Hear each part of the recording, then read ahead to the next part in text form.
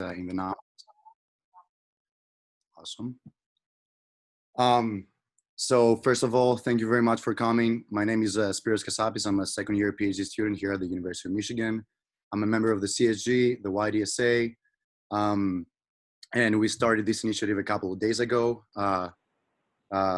organizing with other people that have been thinking and working on it um, since like a month ago or so. I'm gonna go on and give a brief introduction on what is this, what we're doing, who we are, why we are doing it, what is the background. Then I'm gonna yield the floor to a couple of people that have experience with the Board of Regents, that have experience with school administration. Um, we are gonna um, point out a couple of avenues that we think that are important to take in order to solve the problem that we are dealing with. And at the end, this hopefully is not going to take more than an hour. At the end, at least me, Annie, and a couple of other people are going to stay to the call for as long as people want in order to have like a town hall discussion. We are here to, of course, hear all opinions. We want you to shape this initiative and not us to tell you what this is all about. So without further ado,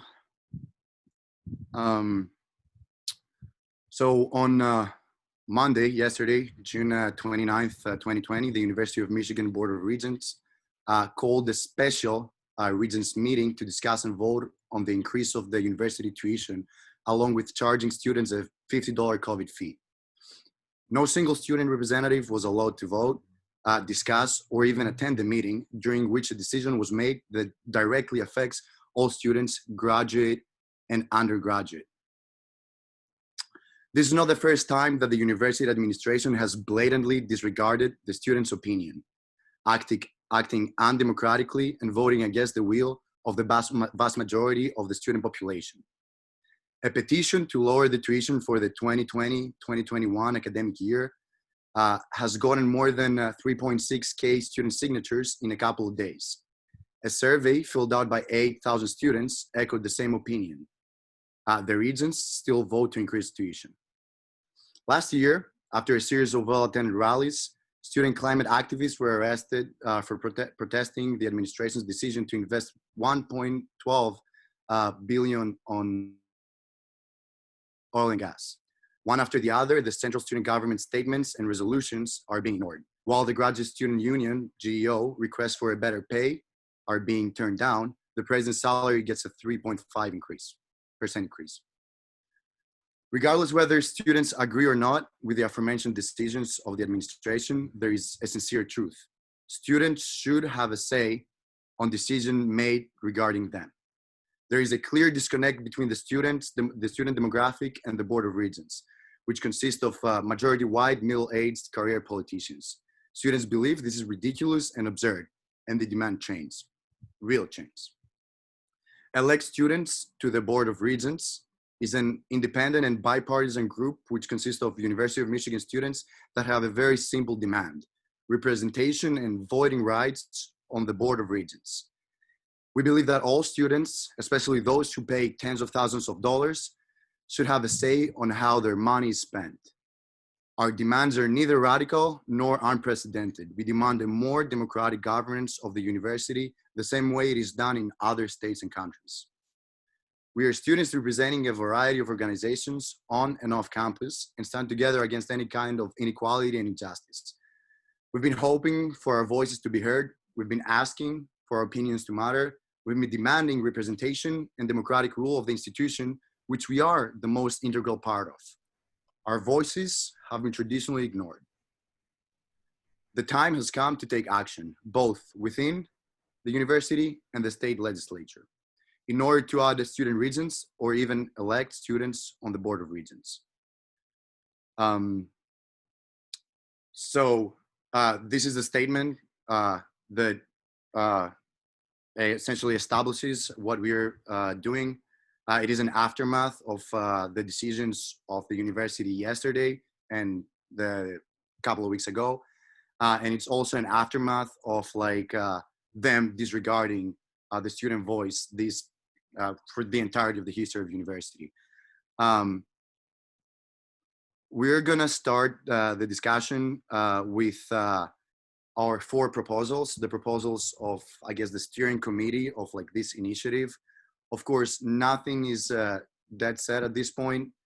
We want everyone to be involved, and we want people who are willing to spend time to lead this this initiative. But I'm gonna briefly go over the short-term goals that we're gonna be discussing. Before I do that, I wanna yield the floor to a couple of people that actually have a lot of experience with the Board of Regents and the university administration. They're members of the CSG and other organizations, and they're going to be talking about their experience and why this is essential. What we're doing right now, gathering like so many students in a call, discussing all these things, is important. So I'll yield the floor to Cesare. Damien, can you hear us? Yeah, can you guys hear me okay? Awesome. Thank you very much. Yeah, so I'm going to keep it brief because I think Spiros just gave, an excellent introduction here. But my name is Damien Cesare. I'm a rising senior. I represent the Ford School of Public Policy in CSG. And, one reason why I'm so excited about this meeting and stuff that we could do next year is that I think the last couple of days was a perfect example of, I think, a problem that's been going on at this university for a long time.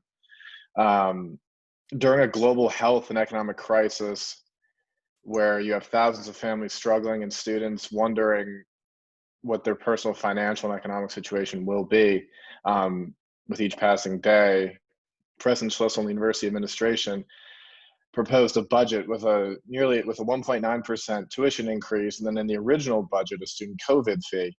And as Regent Illich said, that this budget was completely tone deaf, which is a phrase that I thought perfectly encapsulated how most students felt, and I think most families felt when they saw that in the news. The university was, quite frankly, trying to pass on the economic cost of this recession and of this global pandemic onto the backs of students at a time where I think society needs higher education to form better and more qualified leaders the most. Afterwards, after students spoke up at this meeting, I presented a survey that Spiros mentioned, then a grad student from Ford, and then another student from Dearborn spoke. At the next meeting, which the Regents called last minute with no opportunity for public comment, not only did they try to pass on this economic burden on the students, but they then try to silence them in the process. I'm kind of sick of hearing that this university values student input when their actions say otherwise, especially at a time where I think student input is of the most importance. The university has $6.7 billion in reserves. They just got a new $1 billion line of credit. They have enormous opportunities to diversify their revenues. I think that those avenues should be explored before they even think about a tuition increase. And I can't think of a better time to spend billions of dollars in reserves than in a time where students and families are struggling. And when in this last new jobless claims that came out, you had nearly 2 million people file new claims, which shows that those weren't just claims because of COVID 3-4 months after the pandemic started. So we know, since Regent Illich said that it was tone deaf, we know that, or we can infer that this economic cost and hardship is going to be felt for a long time. I think what this group is about, I think what we want to do is try to get a seat at the table for students, not just a kiddie table, but to actually be at the actual table. But at least I feel right now that we're not at the table at all. So with that, Spiros, I'm not sure who you wanted to plan next or you wanted to speak next, but please go ahead. Thank you very much, Damien. So the next person is Hayden Jackson. He's going to give an experience about another institution that is being organized more democratically. He was a student at the University of California, and they actually have like students voting and having representation rights on such committees. Hayden, can you hear us? Bro, I'm putting in headphones. Oop, I sure can. Awesome. Ty, can you please mute your? Now I can't hear you, but I'll just go ahead and take over. So yeah, hi, I'm Heaton. I'm at Central Student Government. So which, by the way, you should challenge us to do, actually make us do more for you, because we've sucked at it in the past. So hopefully this is turning a new leaf. But yeah, I'm from University of California, specifically the Riverside campus, and we had a lot more of a robust Regents involvement than we do here, aka literally anything. So now, granted, it was like the Regents kind of did a lot more. So Regents meetings there were like a 2.5-day affair that were always a complete mess, but they were fun. So first of all, there was a voting student regent, and that student regent was like um, nominated by the students, and then the board of regents confirmed them. So we did have a voting member who had a full vote. It's basically the same as a regular regent, did a shorter term. What I'll note first is that UC's that in California the regents are appointed by the governor, not elected like they are here. So probably a little easier there to get a student regent, but they've had a student regent for decades. So there is that.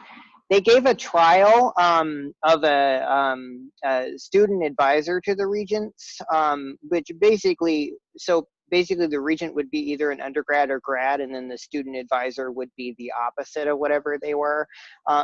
They decided to not move forward with that for a lot of reasons, which you can certainly talk to me offline. I have lots of thoughts on that. But and then also they had a member of a student on each of the committees, which also did more. Those committees were also open to the public, unlike the board here, which they're not. And that they had one student each who was able to speak at the committee meetings. That was me for the academic and student affairs committee. I got to speak up and speak for the students however I wanted. I didn't get to vote, but yeah, I got that. And then they also reserved slots for students to speak, and they got to go like behind the line, they called, and kind of sit with the regent so they can kind of have little offhand conversations with them. So yeah, and then of course they had public comment as well. So yeah, it was quite a different system. So certainly it is possible to have student involvement. Even if we could just get like a non-voting kind of student advisor who speaks up, that's even something. So yeah, basically it's kind of like my thing of like, this is not a pie in the sky proposal or anything. We're not asking for anything unreasonable. This is something that a lot of institutions I know do. Actually, our new vice president of student life, who starts tomorrow, he is from, I live on a really busy street, but it is like stupid hot inside my house. So this is the best solution. But he's actually from University of Iowa, and they have a region. They have a student on their board. I believe their board's a statewide board that administers the whole state's institution. I don't know the details, but they have one. So this wouldn't be unusual to our student vice president, our incoming vice president of student life either. So yeah, this is something that's totally possible. In Michigan, it appears if we want somebody to vote, we need a constitutional amendment, which I know there's some talks about that. But yeah, I mean, basically this is something that's totally reasonable, and that we should do, that I participated in, and that I thought was a valuable process. We got a lot of wins for students, and and then the decision making was a lot more transparent and had a lot more student involvement. That was true across the board, though. U of M just kind of sucks at involving students in things. That's just the reality of it.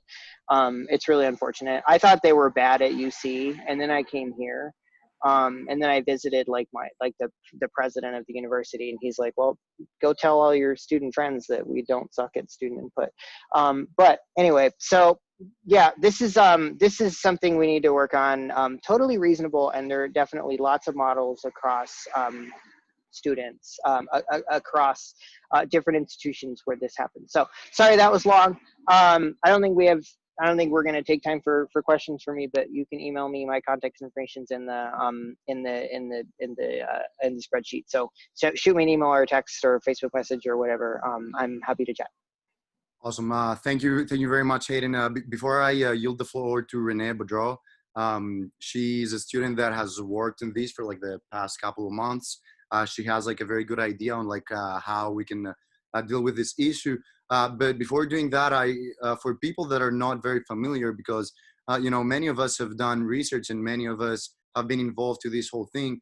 I just want to, you know, give a very brief description of how things work. So long story short, what happens when the university administration decides on stuff, and this stuff is where money is going to be allocated, what investments are going to be done, whether they're going to increase student tuition, whether they're going to increase grad student payment, whether they're going to increase the president's payment. These all decisions, all these big decisions are go through these. The Board of Regents is a committee consisted of 8 people that are being elected in statewide elections. So this November, there's going to be 2 seats being elected. So 2 people out of the 8 are going to be out of office. They can run for re-election, or other people can get their seats. Now, the problem that we are addressing is the following. By having a statewide wide election, this might sound very democratic for us, especially like a public university. But what ends up happening and what we have right now is that we have 8 middle-aged, as I said, career politicians that are quite disconnected to the everyday university life. I guess they care a lot about their constituents in, you know, the state of Michigan, and about their parties, the Democratic or the Republican. They're either Democratic or Republican. So what we have right now is 8 people that decide, you know, about all these things that have to do, especially with the students, but also with the faculty, because students and faculty are the biggest population in the university. We have these people only and solemnly being the ones that have a say on all these things. So that's what we're trying to challenge. So we're trying to get people in this committee, not only to speak up, you know, to speak for the students. So we already do this, you know, the CSG president has sometimes a say. You know, Damian got a 3-minute intervention on one of the meetings. But this is just not enough. It seems that it's not enough. We want people to be voting, to have voting power. We want students to have leverage on this whole thing. So again, without you know, without saying much, Renee, can you hear us? Yes. Hi, everyone. My name is Renee. I'm a rising sophomore here at the University of Michigan. I'm not representing any orgs or anything, but for a few weeks now, I've been working with a couple of students on reforming the Board of Regents to include student representation. So it started in, I think, April. I was originally angry about the university's lack of refund for housing before they actually did administer that refund. So I was working with that and then recognized a ton of other organizations that were also struggling to be heard by the Board of Regents, like Roe v. Rape, the Graduate Employees Organization, and a couple of other orgs, and kind of recognized that there was a single solution that could solve all of these problems, and that would be to have a student seat at the table, not just one where they influence decisions, but where they also make them. So I originally thought that it was just going to be something where we just appeal to the board and have them vote on adding student seats, but realized it was a lot more complicated than that. What would actually have to happen is we would have to amend the Michigan Constitution if we wanted voting rights. And Sam, I think, is going to talk about this a little bit later, but it seems like the main thing that's binding us in requiring that amendment is the 8-year term. So some of the language in the current legislation is that it'll consist of 8 members who shall hold office for terms of 8 years. And it's obvious most students aren't at the university for 8 years, so that makes it next to impossible for a student to hold the seat. So we would definitely have to kind of discuss what that would look like, having students on the board. But some of the research I've done has been into similar models across the US. So some like Cornell, all 5 of the UMass campuses, and Ohio State have models of their Board of Regents that we would possibly be able to follow. So they have 2 students on their board. They have an undergraduate student and they have a graduate student. And both of them serve 2-year terms alongside all of the other trustees. They also have faculty on there. I think that's a whole other issue that we might want to discuss, but something to keep in the back of our heads.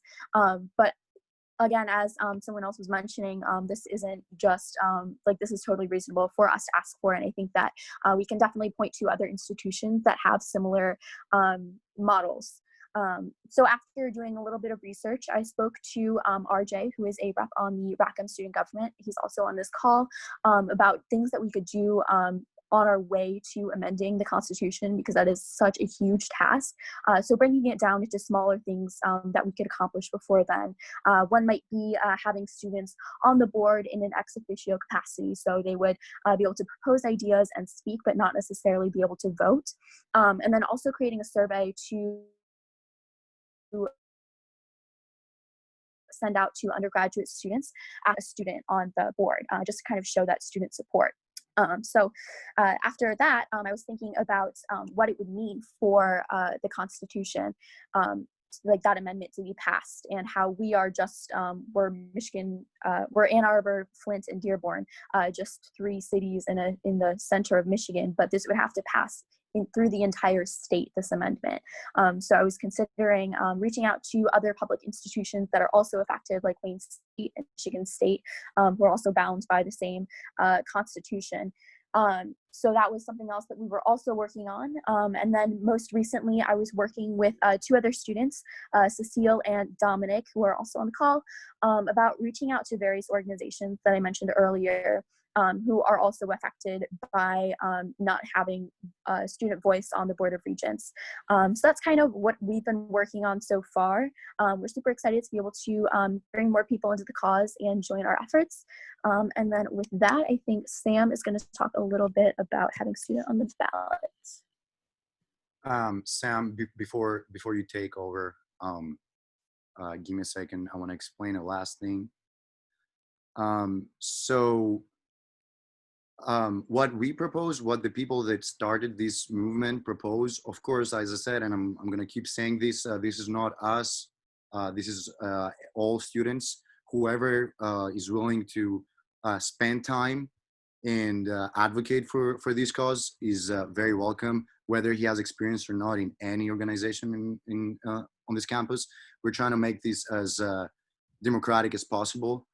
But many people have been discussing about 4 ideas or 4 avenues that we can deal with the problem. The problem is getting like a student at the Board of Regents. So I want to touch a bit on like these 4 possibilities. There is 2 and 2. There is 2 short-term goals that have been discussed, and there is 2 long-term goals.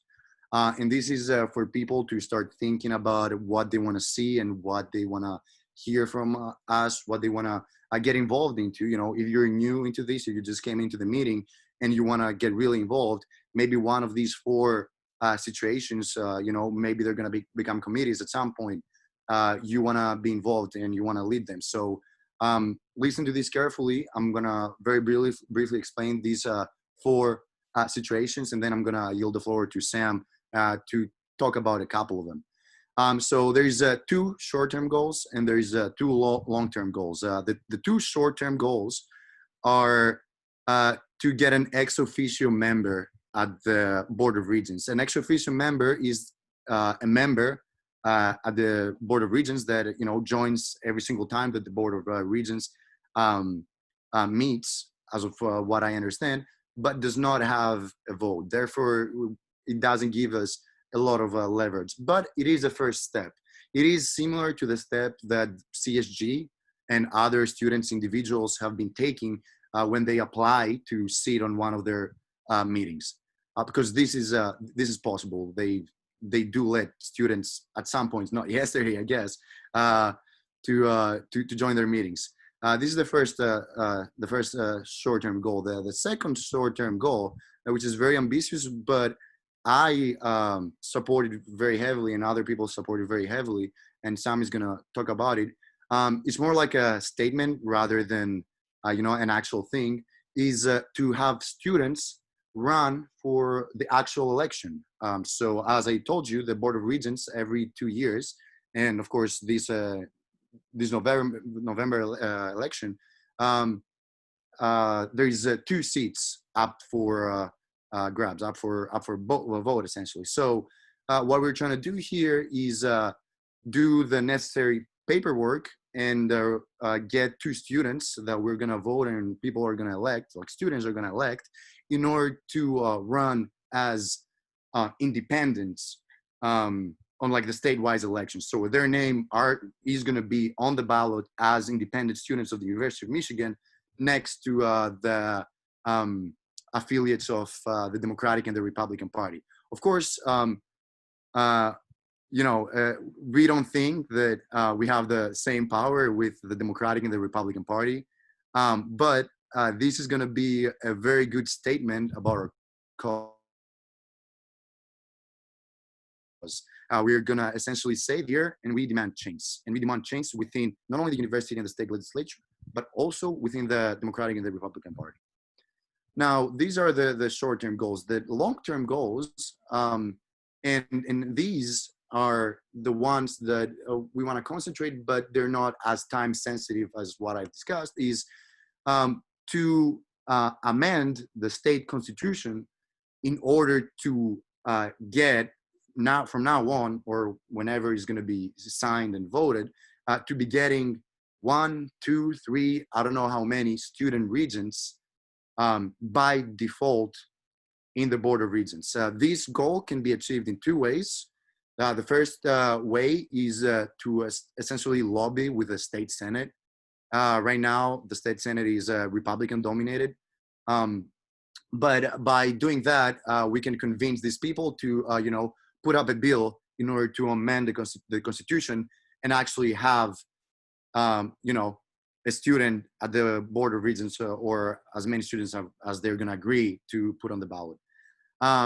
The second goal is going around the state Senate and is to gather signatures. There is this state law that you can gather close to like 500,000 signatures and amend the state constitution by putting something on the ballot to be voted by the people of Michigan. So these are the 2 long-term avenues that we can discuss later on after the discussion. The last person that I want to give the floor to is going to be Sam Braden. From now on, Annie Mintum is going to be leading the discussion. After Sam is done, I think we're going to be accepting comments on the comment section that you have on your right.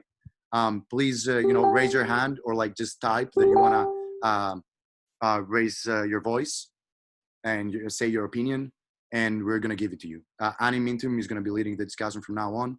Sam, can you hear us? Yeah, can everyone hear me? I'm going to be brief. I just want to give a little bit of the logistics of it. So to run for the Board of Regents as an independent, you need at least 30,000 signatures. The way around it, though, is you can be nominated by a party, and there are 5 minor parties that have status in Michigan, and 2 of them, the Green Party and the Working Class Party, don't nominate candidates usually for the Board of Regents election. So it's definitely possible to talk to their party leadership and get them to nominate. And if one of those parties is willing to nominate a student, it's actually, there's no other requirements, there's no fees, there's no signatures needed. So they would appear under those party names, but it would be a student. And then the route for the independent would be 30,000 signatures. And then the route for the ex officio member would be either the Board of the Regents could do it, so 5 regents would agree to it, that could make it happen, or the legislature could pass a law that could make it happen, or we could propose an initiative And for that, we'd need between 250,000 to 3,000 signatures. And for both of the signatures requirements, there's congressional districts. So for the 30,000 signatures to run as an independent, they have to be divided. They have to come from at least half the Michigan congressional districts. Yeah, I think that's just for doing it. And I just want to quickly say about the ex officio member. I think having an ex officio member would actually be a relatively biggish thing, because at the end of the day, most votes for the Board of Regents are 8-0, with the exception of the one the other night. So I don't know if 8-1 is different from 8-0. And an ex officio rep could make propositions. So the ex officio rep could propose an amendment to a budget, which then the Board of Regents would have to vote on, or they could propose an idea or changing anything. And I think an ex officio member would be relatively effective. That's all I have. Yeah. Awesome. So before we kind of start, just this opportunity for anyone who wants to say anything. I just want to go ahead and say that if you want to continue to be involved in, obviously there are a lot of different kind of ways that we're considering going, and it looks like a lot of the work we are going to be doing will be through committees. So we will be doing a lot of different jobs together, and we will be pursuing a lot of these different possible strategies. So if you want to stay involved with that, I'm going to send a link in the chat real quick, so just make sure that you put your email address down, and we'll keep you informed. Even if you're not interested in really doing anything further and you just want to know what's going on, still fill out that form and we'll make sure you're informed. Now, just so everyone knows with that link, and it is important, I'm sorry to interrupt you, if you can give some other email than your Michigan email at the forum, that'd be great. Yeah. And in addition with that, the forum is public so that we can access it by not being signed into our UMich email. So if that's a problem for anyone, feel free to contact me. My number is, I think, the second one on the list. And you can give me your contact information and I'll add you to the email list.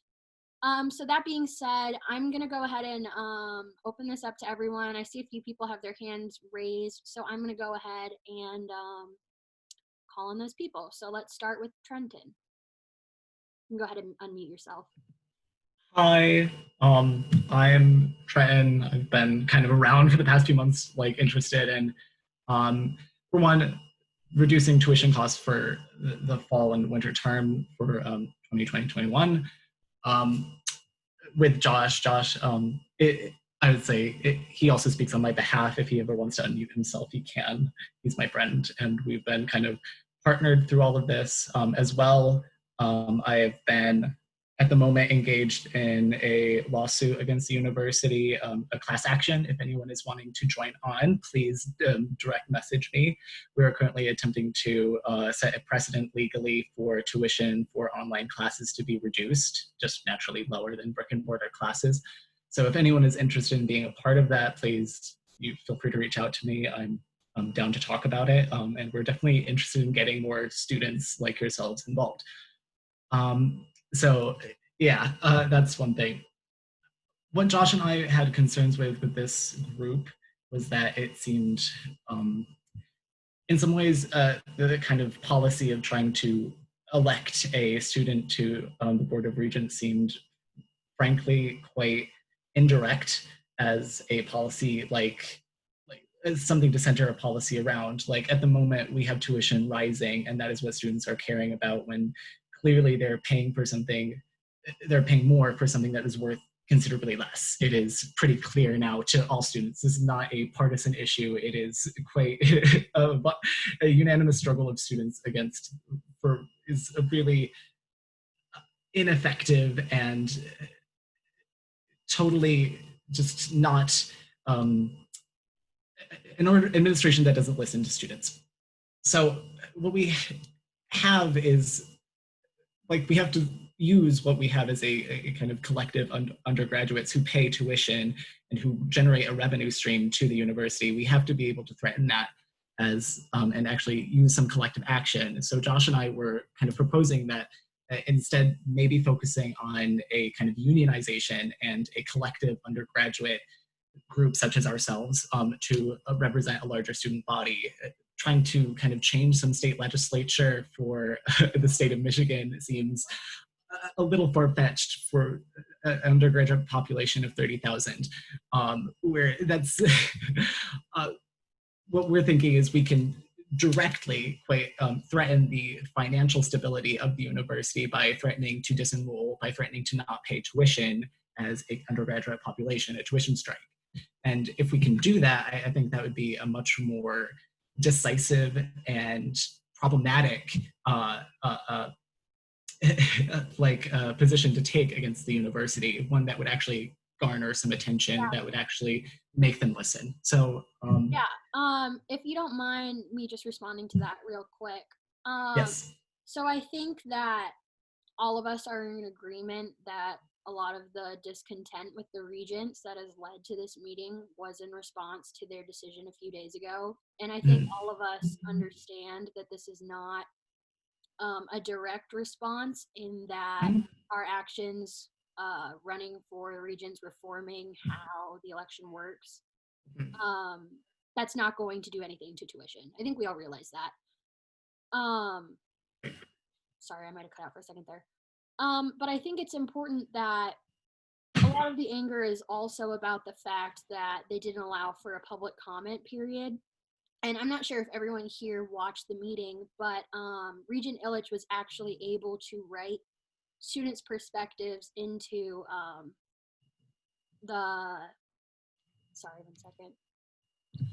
was actually able to write students' perspectives into the record. So I think that's, we're trying to make sure that a student can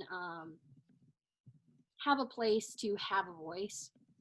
But that being said, today isn't really about debating, what our best course of action is. It's really just to make sure that everyone can speak their mind. And so like I said, I don't think that there's one solution. And so while I really appreciate that, I think we should all be focusing on how our ideas can become committees that we can act on, and maybe it would be a good idea to establish a committee around that idea. And that's something.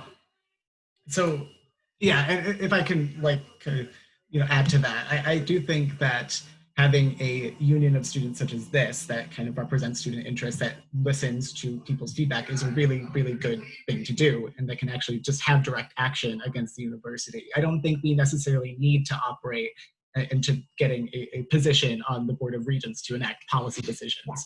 I think we can react to them as they come, and that's kind of, my interest in student tuition, that's kind of what I would be interested in. So, those are kind of my points. Awesome. Do you mind if I add on real quick to that? Yeah, I just want to say though, moving forward, since there are so many people on this call, I should have said this before, we're going to try and keep everyone's responses to a certain time period. So just try and be cognizant of that. Yeah. Okay. I guess there were two comments, just because a lot of this has been synthesis between me and Trent. I feel like the chance that you actually get a student elected to the Board of Regents in a statewide election is incredibly low. Even if you get a student on the ballot through, say, some minor party, you will get destroyed simply because the actual parties can claim that a student is purely in favor of taking more money from Michigan taxpayers to enrich students at the university. I think it's very unlikely that you're actually able to make that happen. The other issue, I think, in getting that is that there's no base of unified student power for making these changes right now. And I think just saying, we're gonna try to go in the election in November, we're gonna try to make this happen, that's not going to inspire anyone. You have to get people to think about things that are bothering them right now. Like Annie, you were saying that a lot of people were, complaining that there wasn't public comment. People wouldn't care that there wasn't public comment if the issues being discussed at the meeting weren't important enough to warrant anger.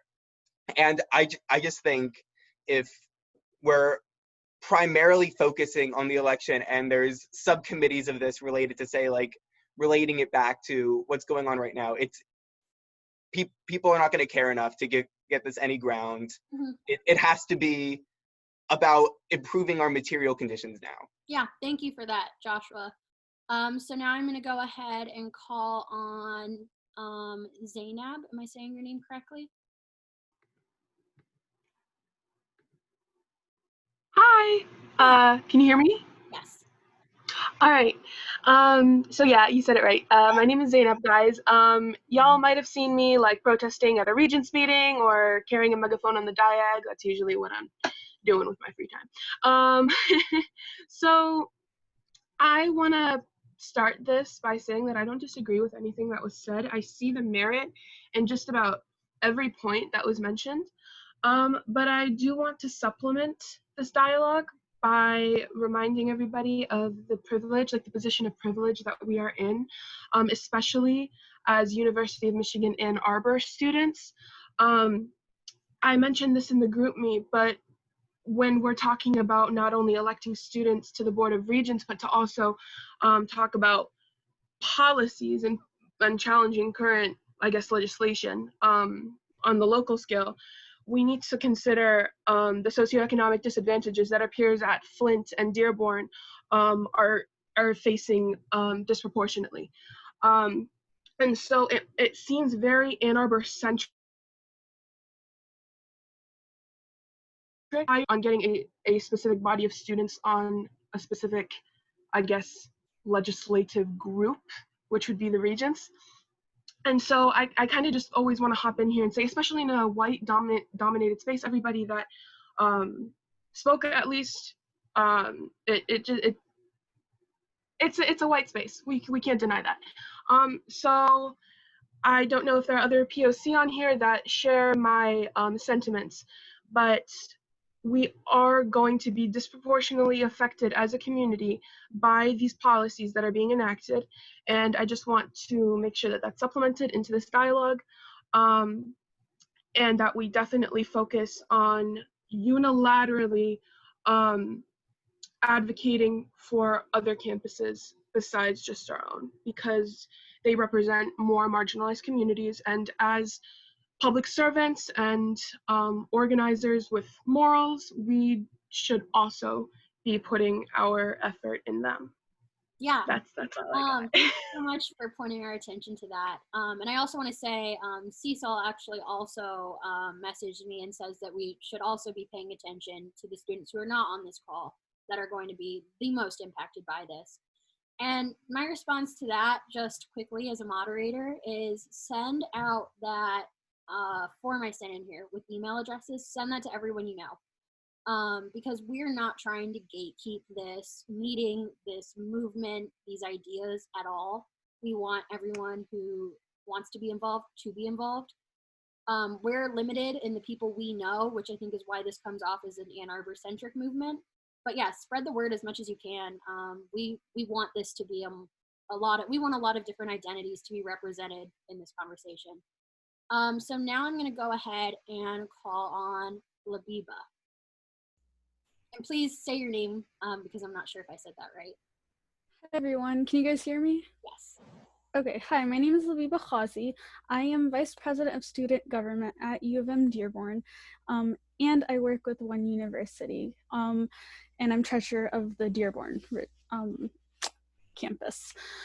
So there's a couple things I want to address. The first thing is that the meeting yesterday was definitely something that Schlissel, however you say his name, something he definitely came up with last minute to make sure there was no public comment. And the reason I say this is because for the past few months, 1U has been meeting with Board of Regents specifically, such as Brown, Shauna, Illich, things like that. Shauna, for example, she actually gave a shout out to Very yesterday. Very Rafty's in this meeting right now, for all the work that he and other members of 1U have been doing. So what 1U has been doing and meeting about with the Regents is basically getting funding for Flint and Dearborn. We have a very different dynamic in terms of race and in terms of socioeconomic status. So about 93% of students at U of M Dearborn earn some sort of financial aid, whether it be grants, scholarships, etc. Obviously, it's not like full ride or anything like that, and also 42 to 45% every year qualify for the Pell Grant. And that statistic is very different than Ann Arbor students. I think about 13% of Ann Arbor students qualify for the Pell Grant. I might be wrong in that one, but that's what I remember. And that kind of goes to show you the huge disconnect that Ann Arbor students and Dearborn students face. I won't say much about from the Flint perspective, and I really hope we have some Flint students in here that can speak for Flint students, but from the Dearborn perspective, we aren't funded enough to be able to give students the education that they need. A student with the same socioeconomic status at Dearborn, if they attend Ann Arbor, they receive a very, very higher amount of aid, and that's an issue. So 1U had been meeting with the Regents, as I mentioned, and yesterday they voted on $20 million to be able to give to Flint and Dearborn, so 10 million each. Now we asked for a bit more than that. I believe $12.9 million for Dearborn would have covered Go Blue Guarantee, DEI initiatives, and health and legal services. Really good start. That took months of work. I also want to plug a document. It's a really long, it's 40 pages, but it's a very well-researched document from the 1U campaign. And it was researched by Leo lecturers, by students who constantly are overworking themselves. And I think it's something that all of you guys should look at, because essentially, yesterday, they kept mentioning Ann Arbor students, and in the Ann Arbor campus, they were like, Brown, we specifically have met with Brown on multiple occasions, and he specifically has said he's in support of 1U, and he's in support of the Go Blue Guarantee, and he's in support of not raising tuition. However, he did a complete flip-flop yesterday, and he didn't reach out to us at all. Acker at least reached out to us, and we were able to get some sort of response from him, but Brown, he completely flip-flopped and didn't say anything. And I'm pretty positive it has something to do with Slissel, however you say his name, I can never say it right. But that's a huge concern, because if we have Regents saying one thing and doing another, they're going against their word. They're changing positions without actually, informing students and the people they're working with. And I know that I believe 7 out of the 8 Regents ran on democratic values. Now, where did those democratic values go? Like, are you going to say one thing and do another for the interest of donors and not the students? And that's a huge concern. One of the Regents, sorry, I have notes from the Regents meeting up, and so I believe it was Weiser who said that he is a donor and a Regent, and how the endowment has certain restrictions, but he failed to mention the fact that about $6 billion of that endowment is unrestricted. There's just a lot of information to unpack, and essentially the reason I joined this group is to say that we do need student representation. If we had student representation yesterday, there would have been something someone could have said. Illich, she did make comments in support of 1U and in support of, students, but that's not enough, because if we don't have someone there to call out the other Regents who said one thing and did another, like Brown and Acker, we won't be getting anywhere. We need someone who is on students' sides, right? Like on the student side. We can't just have people looking after the endowment and looking after what the university, what this business benefits from. We can't have that. We need to do what's best for students. So I'm, on a positive note, I'm glad we won that $20 million. People don't realize that that was a huge effort after months and months of work, but we got it. And now the issue is making sure that our Chancellor Grasso, actually uses the $10 million for students. We're working on creating some type of council to make sure that it's not in the admin's hands and it's completely in students' hands. And we're trying to do it through student government and through resolutions. But essentially, there's a lot of work that needs to be done. Sorry, I know I'm talking a lot, but like there's a lot of information to unpack and a lot of steps we need to take in order to be able to have enough student representations. And I don't think getting a student on the Board of Regents is like an undoable task. I think it's a great step, and we should be taking large strides in order to accomplish these things. You know, we can do both small and we can take both small and big steps to be able to accomplish what we need to be able to accomplish what's most beneficial for our students. There's a lot more to unpack, but this is kind of just what I wanted to say for now. And I really hope you guys look at the document from One University that Zainab shared. And hopefully it gives you all some insight on you know, how we can reach out to Regents. Like I have Brown's number, for example, and after yesterday, I just wanted to text him and to be like I just wanted to go off on him, but obviously I'm not going to do that. There's certain things we can do to like reach out to these Regents and make sure we get our voices heard. And I'm really excited to see what everyone else has in store or what they plan to do. Sorry, that was really long, but yeah. So thank you so much for sharing that. And so I just wanted to ask everyone on this call, I guess I can only really see you who are sharing your screen, but would anybody be interested in putting a time limit on responses? I didn't want to impose one without asking, but I want to make sure everyone, so go ahead and just put your opinion in the chat. Actually, wait, I can send out a poll. Never mind, I'm not going to do that. Yeah, so just put your opinion in the chat real quickly. Okay. Seems like the overwhelming opinion is yes. So Sam said 1 minute. I'm gonna go ahead and say 2 minutes. So moving forward, we'll do that. And Noah, you're next on the list. Thank you again for sharing that. And I want to make sure that that link doesn't get buried that Zainab was so nice to share again. So I'll put that in there again too. Okay, go ahead, Noah. Cool. All right. Yeah. So I like what everyone's been saying so far. I agree with Trent and Joshua on a couple of different things. I like the idea of electing students to the Regents body. I just think it's incredibly difficult.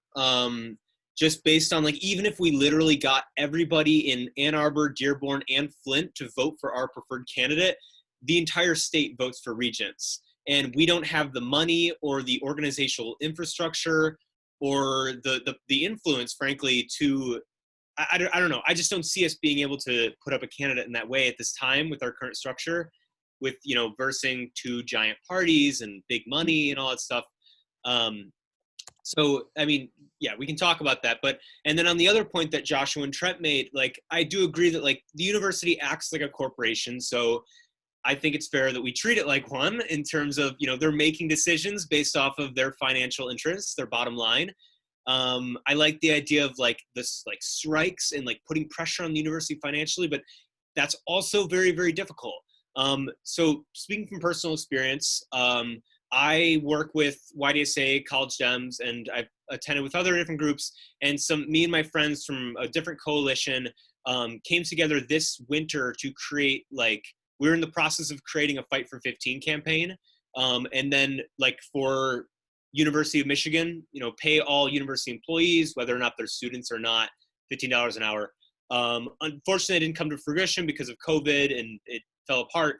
However, what we did in the preliminary research was just how extremely difficult it would be to like get like a student union thing, because there's RAs, there's Sweetland people, there's dining hall workers. Like, to get all of them coordinated is just very hard. And with the topic of like, oh, we just do like a tuition strike, that's also hard, because like I'm someone, I benefit from the Go Blue guarantee, and many other people also are in a situation where they're fully funded, and so they can't really go on a tuition strike. I don't know. I figured I'd just voice those opinions. Personally, I believe that it should be a primary focus for us to be focusing on the tuition increase. And then long-term would be the electing students to the Regents Board, just because of how difficult it is. But short-term, I definitely think we should spend a lot more time talking about the tuition increase and stopping that. Sorry, can I go over time? I have like 10 more seconds of what I wanted to say. Okay, 10 more seconds, yeah. And then part of what we could do to do that would be doing research on, well, why did the Regents increase the budget? What did they want to spend this new money on? And then we look into where could we get these funds elsewhere to pay for these things that's not increasing student tuition. So we can propose to the Regents actively, okay, we looked into the budget. This is where we can get the money from instead. So we can still do this proposal, but not screw over students. Yeah. Thank you for that opinion. Damien, if you're still on the line, you're next. Yeah, I am. I won't use my full time. I just kind of wanted to like reset the conversation just a little bit and like say how much I appreciate everything that's been said. Like I think that this is very much to talk about kind of the course of action that we want to take both short and long term. And I don't think we're committed per se to running someone on the ballot this November. It's more just trying to get student representation in university decisions, not only on the Board of Regents, but like just with advocating with the administration. Because I mean, I think Joshua, what you said, where the problem wasn't just that it was closed for public commentary. It was that there were these really inequitable and unfair proposals that are transferring costs on the students. And unfortunately, as much as I really want to fight this tuition increase, I feel like it's solidified. I'm no lawyer. But I just wanted to bring that up. And I guess I have really nothing else to add. So I yield my rest of my minute. Whatever. Awesome.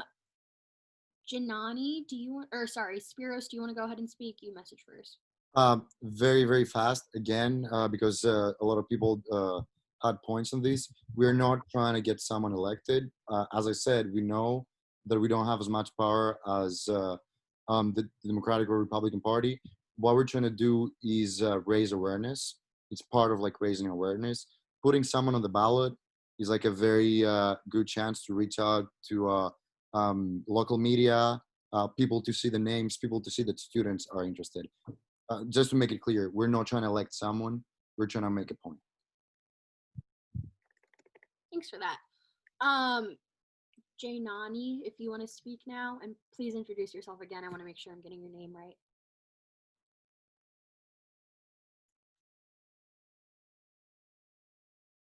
Okay. If you're still on the call, go ahead and message and I'll call on you whenever you're ready. But now let's muted. Yeah. I didn't realize it was muted. Sorry. Okay. Hi, I'm Gemini. I'm a rising junior on the Ann Arbor campus. The point that I wanted to make was right now, I think I've seen a lot more interest in what the Board of Regents is doing than I ever have seen before. I mean, Annie's petition got a lot of traction. So I agree with pretty much everyone else that short term we should be focusing on the tuition increase, and long term we should be focusing on representation. But I also just think that with all of the interest going on right now, we should definitely capitalize that and spread a lot of awareness about this group. I just saw this randomly from a post on the Facebook page. So I feel even if we all just reached out to our own orgs on campus, that would be good, because I think if we wait for too long, people are just going to stop caring, because the Board of Regents is generally a pretty boring thing. Yeah, that's all. Yeah, I think that's a great point to bring up. So Matthew, I know you raised your hand and then put it down and raised it back again. Do you want to speak? Yeah, my bad. I'm not good at technology. I had two quick things I wanted to bring up. First thing, I want to say thank you to all the people that have actually been working on this for months and probably have much more knowledge of the situation going on than those of us who are acting in response to the Regents meeting that happened this week. So I just want to give a huge thank you to them. And the second thing that I wanted to bring up is that, with the 1.9 tuition tuition increase, is that they're trying to get X amount of money for the university to be able to use this year. But one thing that they haven't really considered, in my opinion, is that all the students right now at the university, the minute we graduate, we're going to get a letter that says, would you like to donate to the University of Michigan? And one thing that we can do, as a group, is get a lot of people to sign and say, we're not going to fill that out, because to them is worth monetary wise way more than whatever the $20 to $30 million that they got with that 1.9% increase. So that's a little bit of leverage that I hope that we consider is a pledge to not donate, let's say, the first 10 years after graduation, because that's a lot of money that, in my opinion, the Regents should be scared about losing, because I've seen people on Facebook saying, I'm not donating. When I get that letter, I'm ripping it up. Just something I thought I'd mention. Yeah, I think that's a great point. And also speaking out, I think we could also do work reaching out to current donors and letting them know what's going on and how we're not being represented. And I think that $30 million right now to them seems like a lot, but the amount of possible loss that they could have due to this can be astronomical. Right. So thank you for bringing that point up. Before I go back to Zainab, David, did you want to say anything? You had your hand up a while ago. Yeah, hi everyone. I probably wrote down more than I could say, but I'll try to go fast. Just to introduce myself, I'm the CSG, I'm the School of Information CSG rep here at the Ann Arbor campus. I just want to echo what Matthew said. Thank you all for joining. I think this is a really important topic, and I'm kind of excited to start getting the ball rolling on adding a student as a regent. To reflect, or I guess to just, I just want to acknowledge that, like, I totally agree with Zainab that this is totally a white space, not only like within executive at University of Michigan, but also within CSG, and also just like in general on campus, across the University of Michigan in general. I think like at the Regents meeting last week, people mentioned like there's been all this push to get the Go Blue guarantee for other campuses. And I think with all the current events, current world events going on, this is like an absolute, very tangible example of institutional racism right here within the University of Michigan that I think should absolutely be addressed. And I totally, and the fact that that's not even really being considered by the current regents, I think is just insulting to students, and it's not fair to Michigan residents as a whole. So I think like getting a student as a regent is at least a start to starting to address some like very long-standing, ongoing systemic racism that we're seeing here. I also wanted to bring up adding a regent. Other states are doing this already. So University of California has this. I think University of Wisconsin, University of Iowa have it already. There's an article from like Michigan Daily from 1998 where the governor of Michigan sent out a poll to the entire state saying, if this was on the ballot, would you vote for it? And it was like 70+% of people said that if this was on the ballot, they would vote for it. So my point is that this has been talked about for decades now. And I think maybe this is a good push that we can actually make it happen. It's something I'm really excited about. So I was super stoked to have some other campuses representation here on this call. I think this is an awesome opportunity to collaborate with other campuses within the University of Michigan, but also other schools like MSU or Wayne State. I think we need more of this. I think what Matthew said and like engaging alumni, I think that's a great idea. I'm also wondering if maybe we should be asking for more. Maybe we should be asking for one student regent per campus. We could have 3 student regents. Just an idea. And I will, what's that? You're almost out of time. Okay, thank you so much. I'm almost done. Anyways, I just think getting a student on the board of regents is going to benefit all students in a powerful way. It's also going to benefit really any Michigan resident interested in attending University of Michigan at any of the campuses. So that's it. Thank you. Yeah. Zainab, I'm going to kick it back to you. Hey, so I probably won't use all my time. I just wanted to jump here and add another idea. First of all, David, thank you so much. I don't think people realize the impact that a white man acknowledging privilege and whiteness within a space has in making marginalized communities feel more comfortable. So thank you, David. I appreciate that. I wanted to add that due to COVID, I've done a lot of mutual aid, and I've seen personally the impact of crowdfunding. And while we might not be able to realistically reverse the tuition agreement. If we want to really work tangibly to help people that are going to be impacted by this, I was thinking of perhaps initiating crowdfunding and establishing some sort of intake system for students that are going to need tuition assistance. And Annie, you mentioned that we'd be separating to committees, so this is definitely not something that everybody has to get involved in, and I'm totally open to pushback. But if we're looking for very tangible ways to deal with the issue, that might be one way to help people that are going to be in financial need. No, thanks for sharing that. And I also want to reiterate what David said. Thank you so much for being here. I know I'm really excited to maybe have more engagement with Flint and Dearborn students in this conversation because they were almost completely left out at the Regent meeting, and then they, boasted about the $20 million. It sounded a bit tone deaf.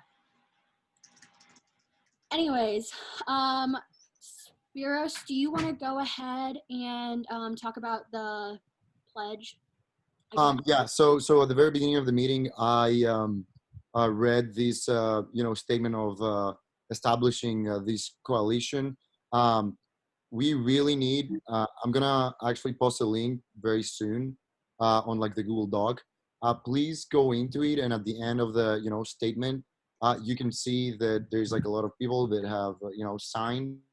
Please go on and sign your name. I'm also gonna add the names of the people that,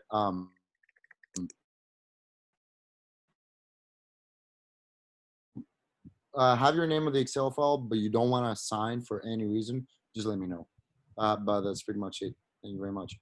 Also, if you represent any organization, put a dash in the organization that you represent, if the organization is not already there. I have. Awesome. So I don't see any more hands. Does anyone else have anything they would like to say?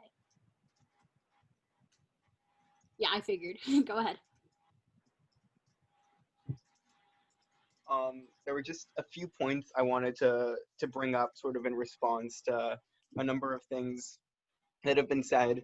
So one is that although there's a lot of focus on the Regents right now, and they are the ones who have meetings, they're the ones who vote, they're basically just given a lot of these proposals, specifically the budget, by the administration itself. They don't write the budget. This is something that like the president's office comes up with, gives to them, and in this case kind of like pushed through.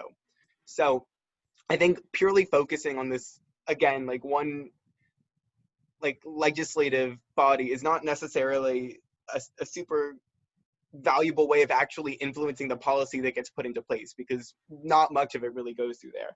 I also kind of wanted to respond to, I guess, the idea of what student power would look like in terms of, like the idea of like a formal union is probably excessive. More that there should be a body that is able to coordinate ongoing student action, be it through like calling for students to like phone bomb offices or to do rallies or things like that. Essentially just like continued support.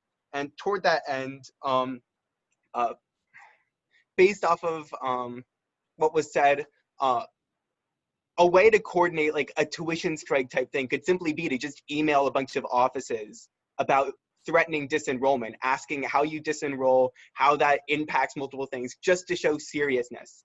This is an incredibly fluid year compared to most years, and the threat of a higher proportion of students not enrolling and paying tuition would actually probably be enough to get them to reconsider their financial projections and all of this. We did see them just schedule a meeting out of the blue simply to push their version of the budget through. So why could they not have another meeting that we could force to push for some of the things we've talked about? And I guess the last thing I just want to bring up is, although a lot of really good points have been made about fairness, wait, I have like 10 seconds. No, fairness yeah. of things associated with, having student voices on the board and student representation and how our education is governed. This is a statewide thing, and I think we have to think about how we ideologically sell this to a much more diverse group than just other students or people in Ann Arbor. And Yeah. I don't think we're there yet. Perfect. Trenton, do you want to go ahead and echo? I'm assuming.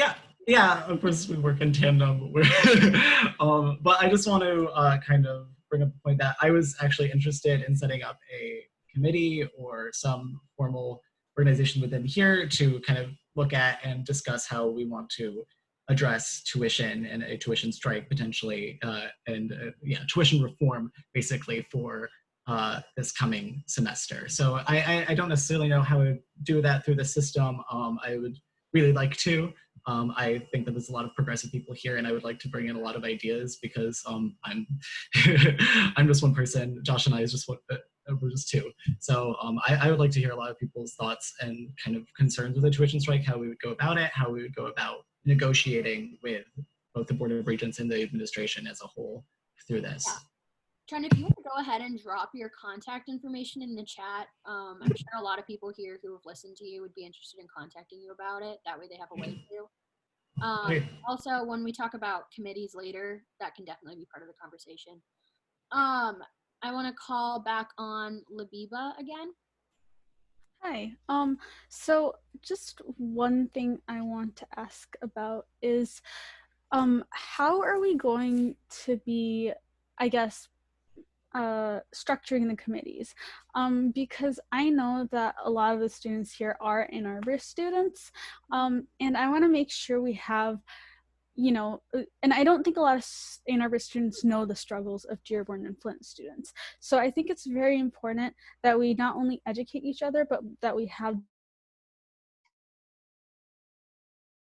the representation, because without that, we're basically, putting all the pressure on just a couple of students from each campus. And I don't think it's fair for a whole body of students to be just represented by 1, 2, 3 students from each campus. And another thing I want to add is, how do we, logistically get Michiganders to understand the situation we're in? Because I get the idea of electing someone onto the Board of Regents, but it's not Michiganders we necessarily have to go after, it's the Board of Regents. And I understand everyone's perspective on this, but the best way for us to be able to get anything done is, directly confronting Board of Regent members and publicly shaming them for wrong decisions. And this is something I've expressed in my many years trying to get the Board of Regents to do things. It's that they need to be publicly called off through media, news organizations, things like that. And I want to make sure we all have some sort of media presence involved. I want to make sure that the media knows what we're doing and make sure that, they hold the Board of Regents accountable. And I feel like that's the only way they'll kind of be forced to do things that they might not necessarily want to do.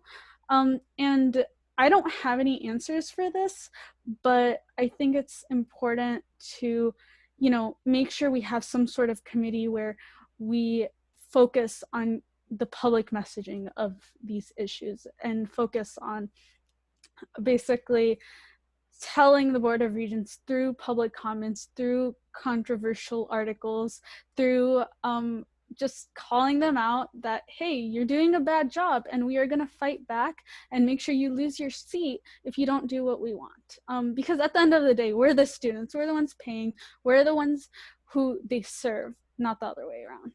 And I just wanted to add that comment about the committee because I think that's going to be an important committee to work on.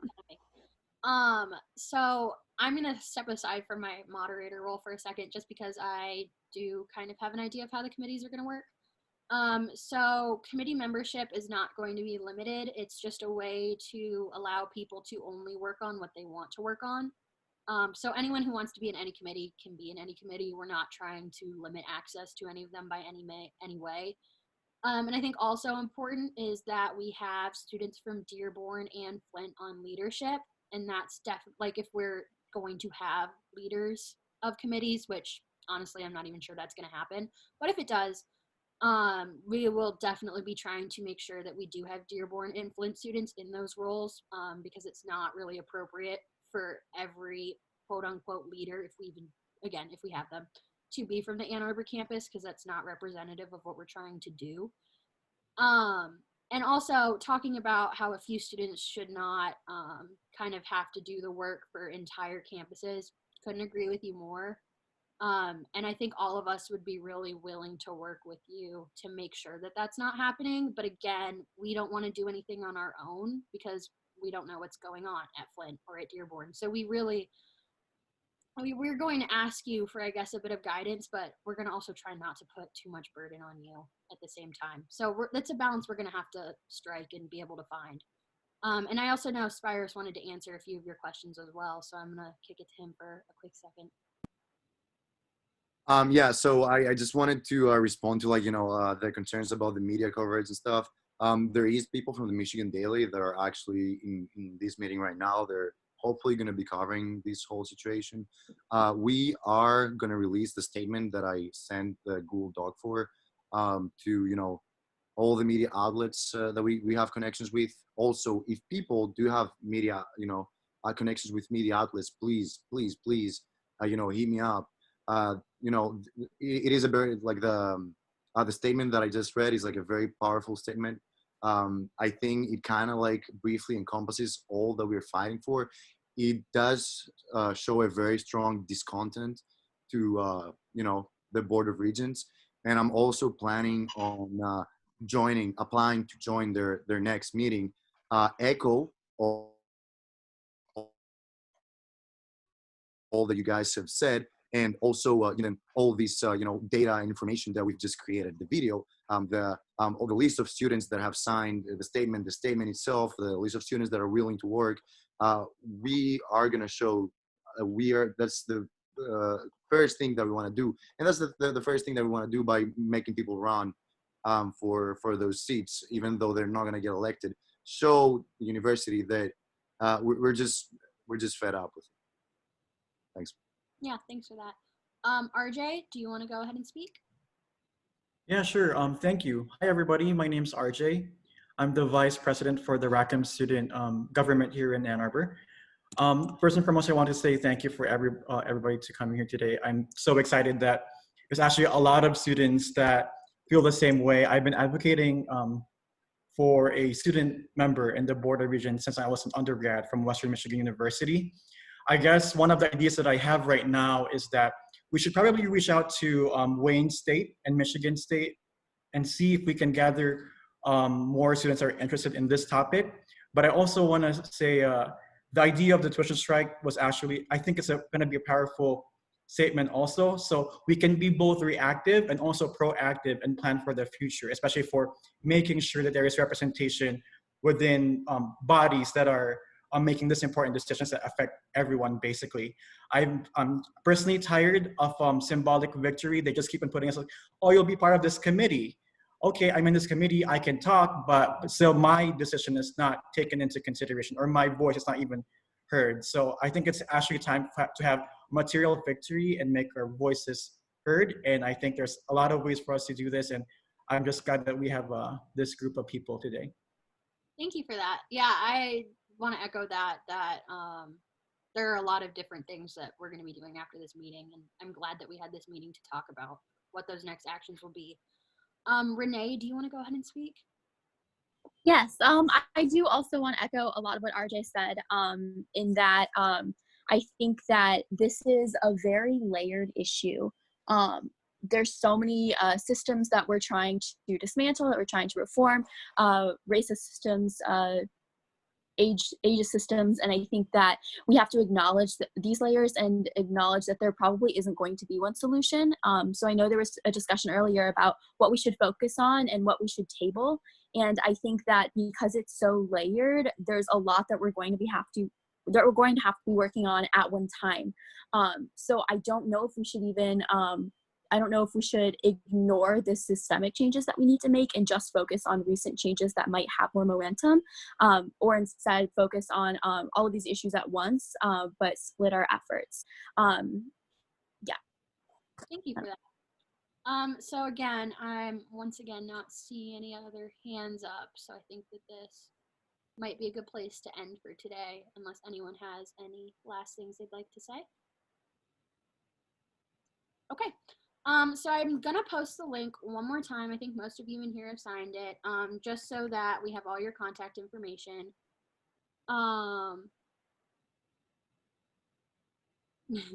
Okay, he just put it in. So thank you so much. We'll be emailing about what next work you as individuals want to be active in, and moving forward, what we're going to be doing. So thank you so much for coming, and I'm really happy with how this meeting went, and I think it's a great first step. As you know, a closing remark from me too. Yeah, we're gonna send out an email as soon as possible, probably by tonight, with like the next steps. I'm gonna share with you the statement. We're gonna send it to like the administration. We're gonna send it to media outlets. We're gonna send it to like all organizations that are involved into this. But please, please, please, the best thing you can do is, you know, just share it with like your constituents, share it on your social media. You know, it is our very first powerful message that, hey, we are here and we're going to start doing stuff. Other than that, thank you very much for joining me. That was a great showing, great conversation, and I look forward to more of them. Thank you very much. Bye, everyone. It's nice meeting you all. Bye.